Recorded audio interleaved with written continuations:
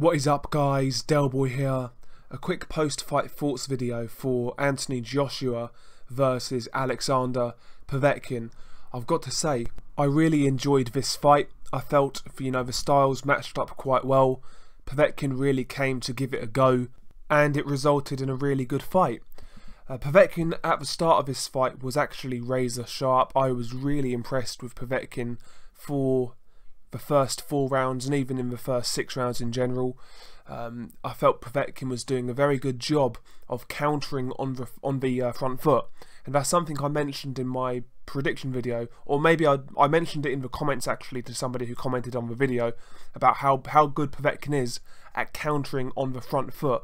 That's an extremely hard skill, and I felt he'd done a good job of that while he was walking Joshua down in the first few rounds. That right hand in particular was working well, and also the left hook.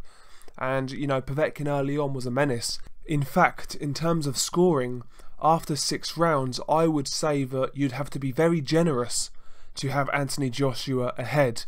One of the cards, I think Joshua was up 5-1. Now that is insane. That's insanity.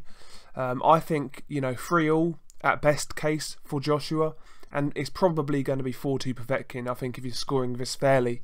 So after 6 rounds, Povetkin was well in the fight, but obviously Joshua, he got the job done in the 7th. He dropped Povetkin, which I believe he dropped Povetkin with a right hand, a nice counter right hand, and it really dropped Povetkin heavily. Povetkin gets up, and Joshua finishes the job by jumping on Povetkin and finishing him. And it was interesting to see how Joshua set up that the right hand knockout. In this fight, Joshua, he kind of was fighting in a different style, almost like a Klitschko-esque stance, where he'd have his right hand pretty low, and same with his jab hand, and he was jabbing to the stomach very often. And that I think, as the rounds went on, it took steam out of Povetkin. Povetkin was having success early on, like I said, but I think round by round he slowly started to gas, and I think that was in part due to that body jab. That was a really good shot from Joshua, and a really good adjustment in this fight. Or not even an adjustment, but a really good tactical.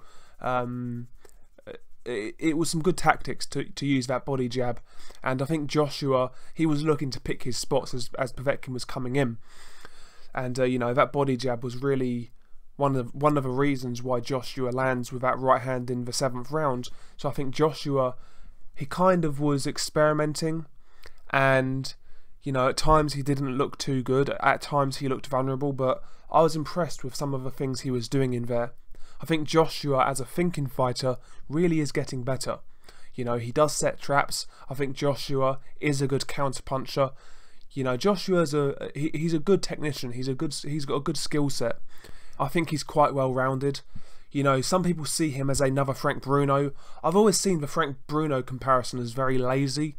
I think a lot of it is due to some people perceive him to be stiff, and I think that's where it comes from. But in terms of styles, they're not really alike at all. Frank Bruno, to me, was a guy who relied heavily on his jab. In fact, Bruno's jab was a lot better than Joshua's.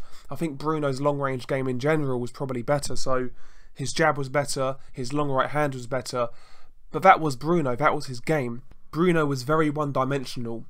Joshua isn't one-dimensional. I think he can do quite a few different things. I think he's quite comfortable at mid-range. His boxing skills from long range are pretty decent, and he can fight on the inside for a big man. Not only that, he can counter punch. He's a bit of a puncher. Joshua's got a lot of things going for him. He's not one-dimensional. Some people make out like he's some robot who's like a mummy. He's a lot better than that. I'm not the biggest Anthony Joshua fan, it's got to be said, but I think with Joshua, the thing I notice as kind of a neutral, it's either one thing or another with Joshua. People either think he's absolute trash, they give him no credit whatsoever, or on the other side of the fence, people just overrate him to epic proportions.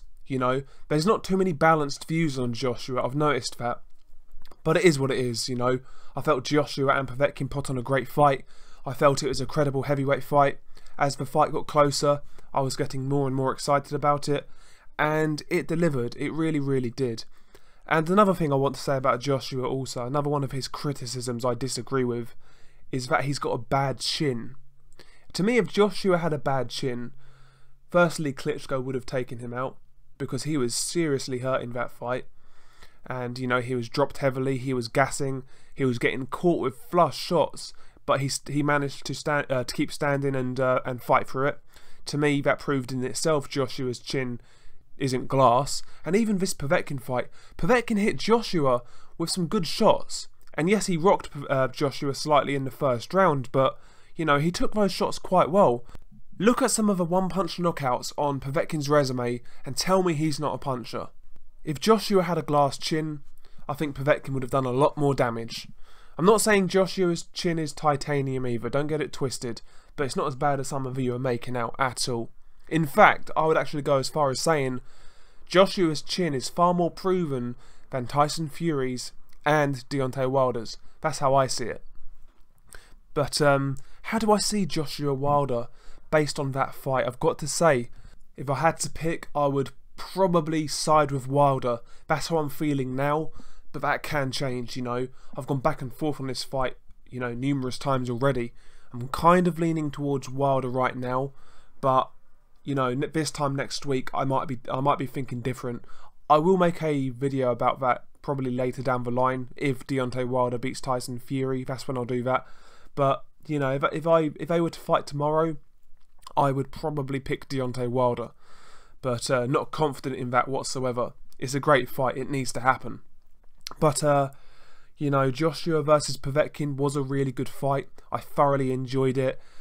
Both guys, to me, really put on a good show and deserve credit. And I'll tell you what, that card needed that fight because the undercard was terrible as far as I was concerned. It was a really drab undercard, really dull. You know, the Okoli-Askin fight was terrible. So I think this card needed that final fight to deliver, and it did. So that kind of saved it. It wasn't a great card overall, I've got to be honest.